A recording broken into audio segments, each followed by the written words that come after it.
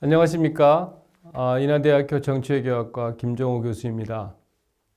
지난 제2주차에서는 문호개방 직전 한국의 정치와 전통적 대외관계의 특징을 쇄국과 정치적 불안정이라는 소주제를 중심으로 강의를 진행했습니다.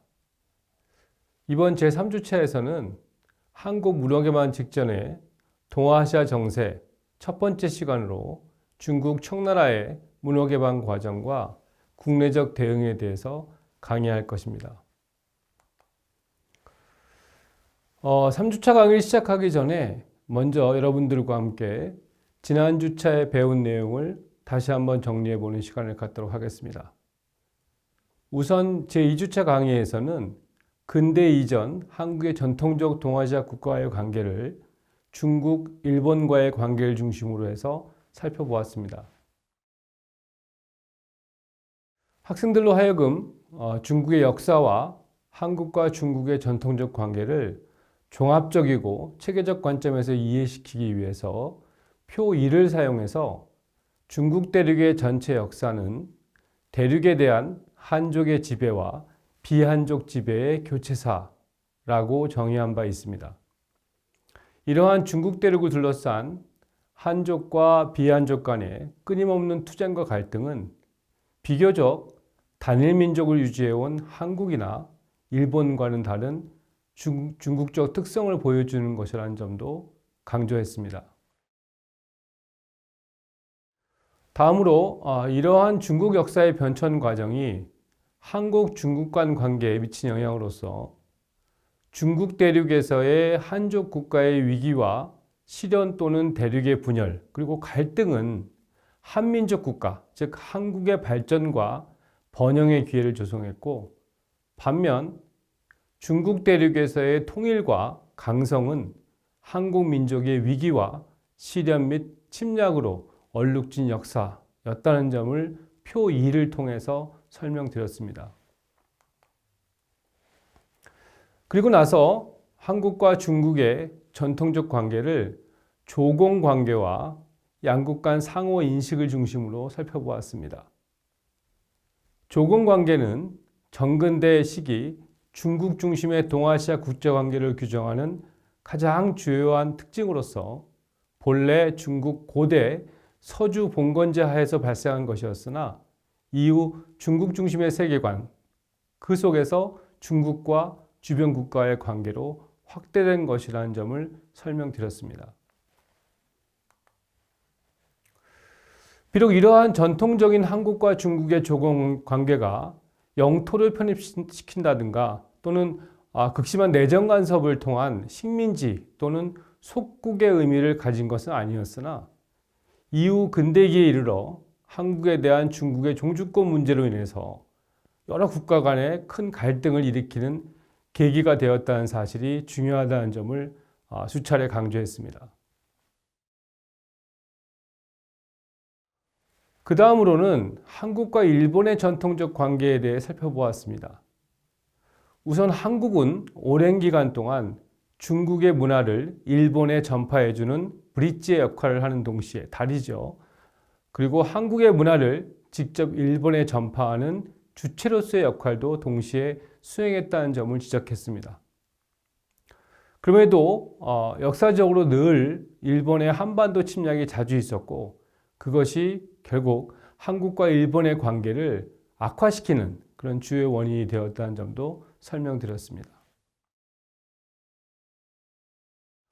수차례 있었던 외국의 침입은 물론 1592년부터 시작된 임진왜란과 정유재란, 그리고 앞으로 살펴볼 근대 한국에 대한 문호개방 압력과 이권 침탈, 그리고 국권 박탈과 이후 36년간의 식민지 지배 등이 이어졌다는 사실을 언급했습니다. 동시에 지리적 인접성으로 인한 교류 및 교역 활동이 활발히 이루어진 동시에 양국 간에는 갈등적 요소를 역사적으로 많이 경험했음도 강조했습니다. 2주차에서 강의했던 근대 이전 한국의 전통적 동아시아 국가와의 관계와 함께 그 큰 주제 중에 두 번째는 문호 개방 직전 한국의 대내 정책이었습니다. 근대의 시작으로서 조일수 조규가 체결된 1870년 이전 한국의 대내 정책이 어떠했는가를 살펴보는 것은 문호 개방 과정과 이후 한국의 정치 외교사를 이해하는 데 중요한 배경이 되기 때문이라는 점을 설명드렸습니다. 이를 위해 우선 문호 개방 이전에 서양 세력의 방한, 즉 한국을 방문하는 거죠. 서양 세력과의 접촉 또는 방한의 역사를 개략적으로 살펴보았습니다. 이를 통해서 자주는 아니었지만 19세기 후반 문호 개방 이전부터 서양인의 방한과 교섭 요구가 있었음을 설명드렸습니다. 그리고 나서 문호 개방 직전 한국 정치의 상황에 대해서 주로 세도 정치의 폐해에 관해 설명드렸습니다. 여러분 기억나시죠? 세도 정치에 대해서 다시 한번 설명드리도록 하겠습니다. 세도 정치라고 하는 것은 왕권이 상대적으로 약화되면서 왕이 특정한 인물 또는 가문이죠, 패밀리죠. 가문을 두텁게 신임해서 왕권의 대행을 위임한 형태를 의미하는 것입니다. 즉 왕권의 약화에 따른 일부 가문 또는 일부 인물의 권력 독점을 의미한다는 것입니다. 그리고 이 세도 정치가 조선조 23대 순조, 24대 헌종, 25대 철종으로 이어지는 19세기 초중반에 가장 극심했음도 설명드렸습니다. 관련하여 학생들의 이해를 돕고자 조선조 역대왕의 재위년도, 즉 얼마 동안 왕 노릇을 했는지에 대한 재위년도를 표 3으로 보여드린 바 있습니다. 그리고 소결론으로서 이처럼 왕권의 약화에 따른 세도 정치의 폐해, 그리고 그에 따른 민중의 저항, 진주밀란이나 홍경래의 난이라든가 또는 동학의 창도 같은 그런 민중의 저항이 문호 개방 직전 한국의 정치적 특성이었다는 점을 말씀드렸습니다. 아울러 서양 선박의 출현과 서양인의 통상 요구에 대한 지배층의 무관심, 그리고 무대책, 그리고 그에 따른 국민의 의구심, 왜 왔을까? 뭐 하는 사람들일까? 어떤 미래가 있을까? 라고 하는 국민의 의구심 증가가 당시 한국 정치의 주요한 특징이었다고 설명했습니다. 제2주차 강의의 큰 세 번째 주제는 한국의 양의 쇄국 정책과 서양의 침입에 관한 것이었습니다. 구체적으로 양의 쇄국 정책의 배경으로서 고종의 아버지인 대원군, 왕의 아버지를 일반적으로 대원군이라고 하는데요. 고종의 아버지인 대원군 이하응 집권 이후에 만동묘를 철폐하고 경복궁을 중건하고 그리고 서원 철폐 같은 그런 왕권 강화와 권력의 정당성 확보를 위한 주요 정책에 대해서 설명드렸습니다. 이와 함께 대원군 집권 이전 세도 정치기에 시행되었던 신유사옥이라든가 또는 기해사옥을 포함한 강력한 천주교 탄압 및 박해에 대해 살펴보고 그것이 잠시 철종 때 중단되었다가 다시 고종 집권기인 대원군 집권 이후에 다시 강화되었다는 사실을 설명드렸습니다. 왜 철종 때 잠시 중단되었다는 점을 여러분 기억하시나요? 그 철종의 할아버지가 바로 은원군이라고 하는 당시 탄압 때 그 살해당한 투옥돼서 죽은 그 사람이었기 때문에 철종은 자기의 할아버지가 그런 탄압을 받았다는 것에 대해서 일단 가책을 느끼고 일단 탄압을 중지시켰다가 다시 대원군이 집권한 이후에 다시 그 천주교 탄압에 대해서 강화 정책을 전개했다는 얘기였습니다. 그리고 제2주차 강의 마지막 부분에서는 한국의 대러시아 봉쇄에 대한 내용을 다룸으로써 당시 한국의 쇄국 양의 정책의 특성을 살펴보았습니다.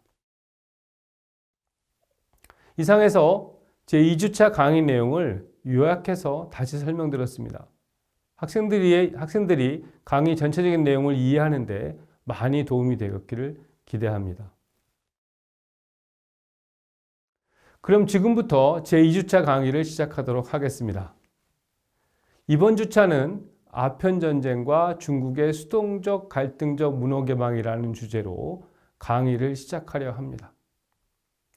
먼저 중국 문호개방의 구체적 전개 과정에 대해서 설명하겠습니다.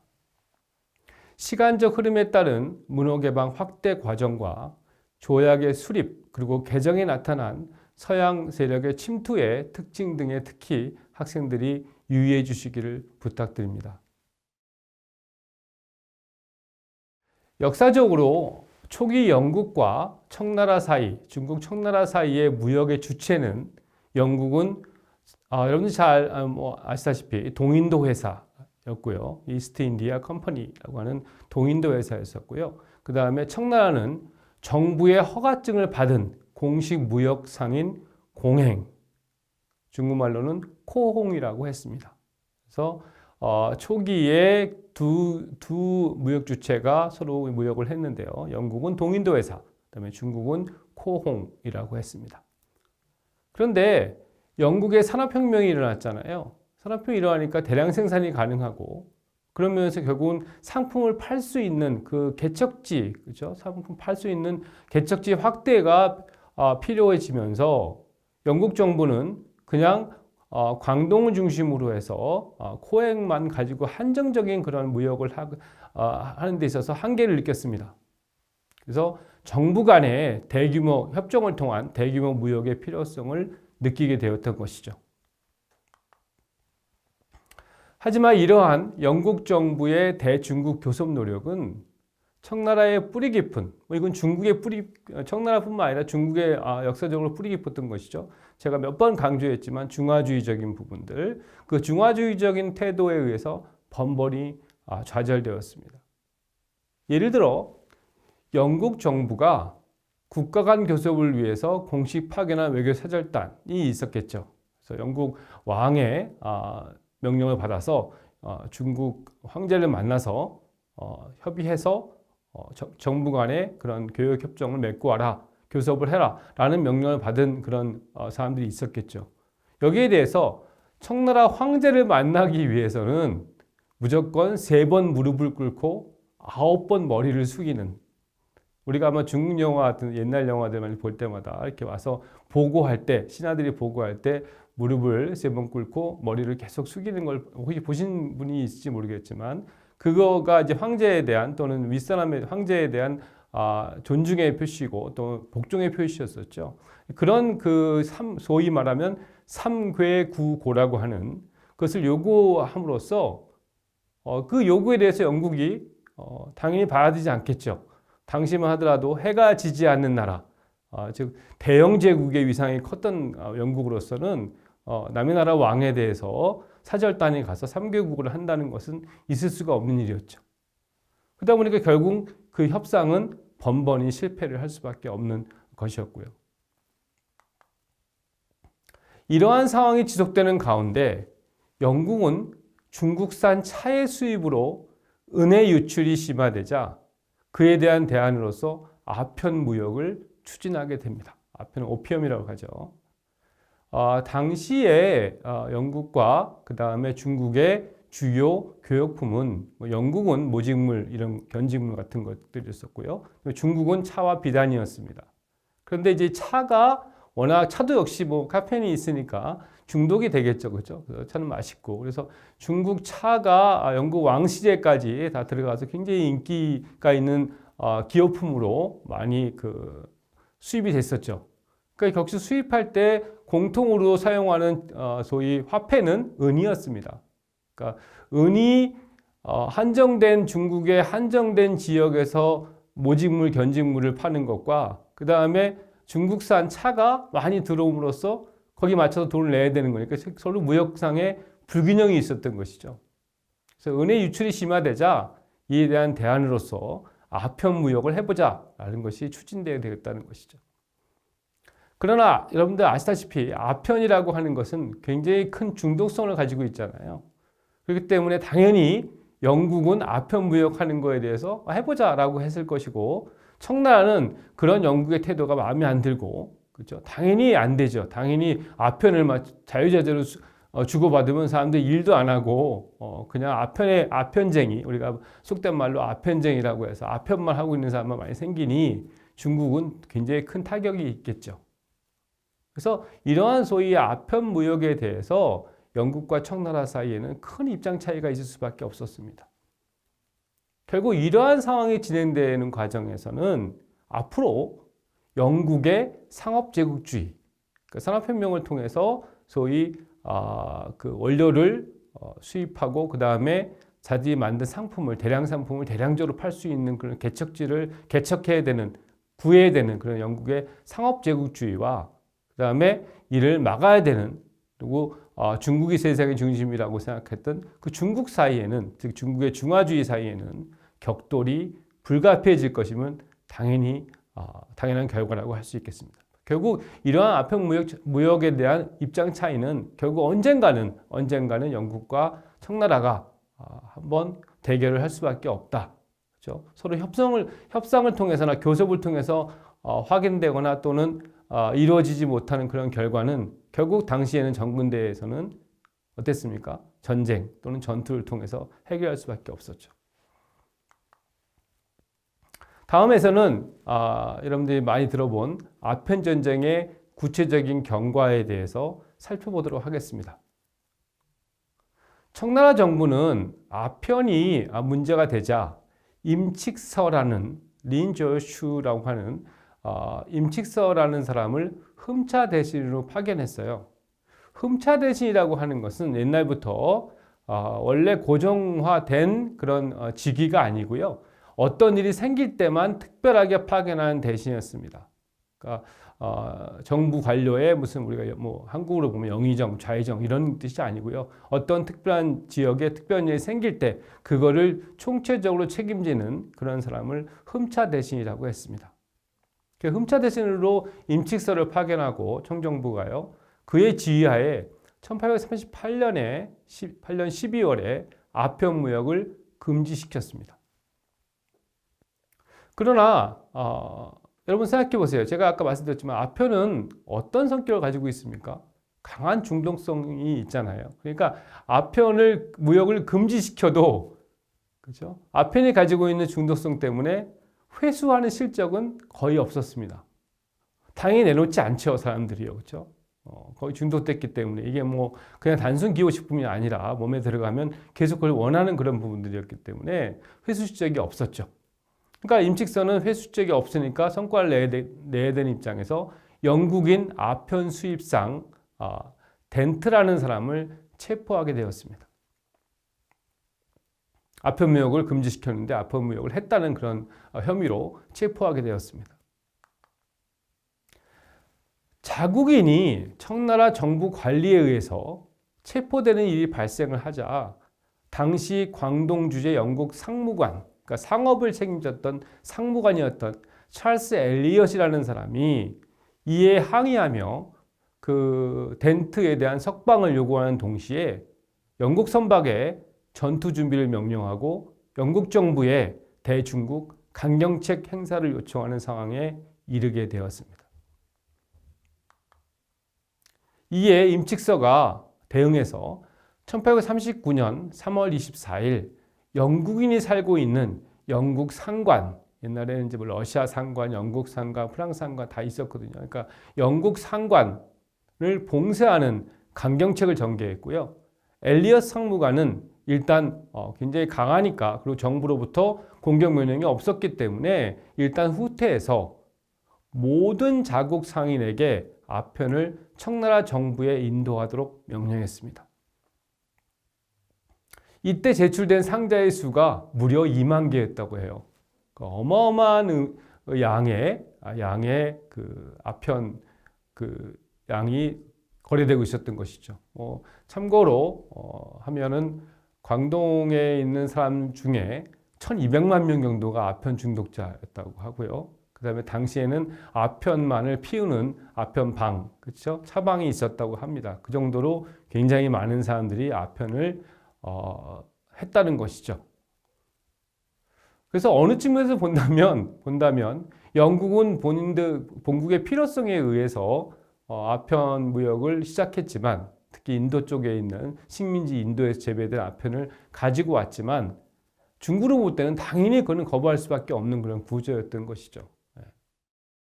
어쨌든 임칙선은 이 제출된 2만 개의 상자의 아편을 모두 불태웠으나 그 결과 오히려 밀수가 성행해지고 아편 값이 폭등하게 되었습니다. 아편 중독성이니까 이게 비단도 아니고요, 그렇죠? 그러니까 안 입으면 그만이고 안 먹으면 그만이 그런 상품이 아니지 않습니까? 계속해서 찾게 되죠. 그러니까 그만큼 수요가 높아지고 공급은 제한된다면 결국 그것은 밀수가 성행해지고 아편 것이 폭등해질 수밖에 없는 그런 구조가 될 수밖에 없다는 것이죠. 이러한 과정이 진행되는 가운데 1839년 7월 7일에 영국 선박의 선원과 중국 주민과의 충돌로 청나라 사람인 임유희라는 사람이 사망하는 사건이 발생하게 됩니다. 임칙선은 당연히 범인 인도를 요구했고 엘리엇 상무관은 영국인이 범행한 거 맞다라고 시인했으나 재판권은 자신에게 있음을 주장했습니다. 나중에 보시면 알지만 형사재판권에 대한 문제죠. 관할권에 대한 문제입니다. 즉 상대국에서 활동하고 있는 자국 국민이 누구의 법에 따라야 되느냐, 누가 그 재판할 수 있는 권한을 가지고 있으냐 하는 것이 결국 지금도 마찬가지지만 옛날에도 중요한 부분들이었다는 것이죠. 그런데 결국 재판권에 대한 주장을 하고 데리고 갔는데 그리고 이후에 단지 영국 선원 3명을 6개월, 그다음에 2명은 3개월 징역형을 부과했다라고 통보만 했습니다. 그러니까 정말로 3명을 6개월 동안 투옥했는지 2명을 3개월 징역형을 부과했는지 아무도 모릅니다. 일단 그렇게 부과했다는 것만 청나라에 통보하게 되는 것이죠. 이것으로 봐도 영국의 그런 상업제국주의적인 그런 어떤 침략적 특성도 우리가 이해할 수 있는 부분들이고요. 이에 대한 대응으로 임칙선은 마카오 많이 들어보셨죠? 옛날에 영국의 식민지였던 마카오입니다. 그 마카오 거주 영국인에 대한 물자 공급 차단을 결정하게 됩니다. 이건 대단히 중요한 큰 조치인데요. 영국이 많이 살고 있는 마카오가 영국으로부터 물자 공급을 받을 수 없지 않습니까? 너무 멀리 있잖아요. 그러니까 주로 물자 공급은 중국을 통해서 받았는데요. 그 중국에 들어오지 못하고 식음료라든가 여러 가지를 공급을 차단시켜 버리면 살 수가 없는 것이죠. 그러니까 임칙선은 굉장히 강경책으로서 이 마카오 거주 영국인에 대해서 물자 공급 차단을 결정하게 되고요. 결국 1839년 9월 4일에 영국 군함이 청나라에 대해서 공격을 개시해서 선박 29척을 포격하고 그중 4척을 격침시키게 됩니다. 그리고 1840년 2월 영국 정부는 정식 출병을 명령하면서 고든 브레머 사령관을 임명하고 청나라에 배상 그리고 무역 개선 요구를 명령했습니다. 동시에 전투를 개시하게 된 것이죠.